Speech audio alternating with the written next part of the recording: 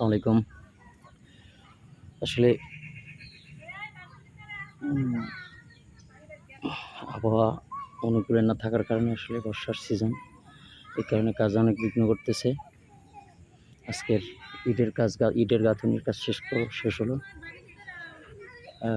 এখন আছে বালির কাজ। এখন আছে রাস্তাগুলাতে সব সব রাস্তাগুলো সব রাস্তাগুলোতে বালি এই করে তারপরে ইট সলিং দেওয়া হবে। তো ওয়েদারটা একটু অনুকূলে আসলেই ওয়েদারটা ঠিক হলেই আসলে গাড়ি দিয়ে বালি ভরাট বালু ভরাটের কাজ শেষ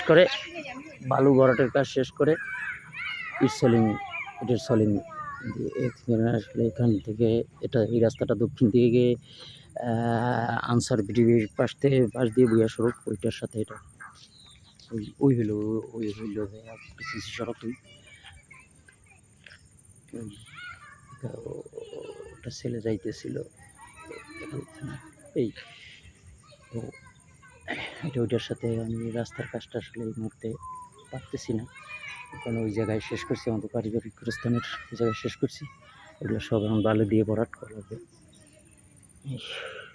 ড্রেন তো আসলে এখন পর্যন্ত ড্রেনের কোনো ব্যবস্থা নেই, কিন্তু আমি রাস্তার সব জায়গায় পাইপ দিয়ে দিছি পানি নেওয়ার জন্য।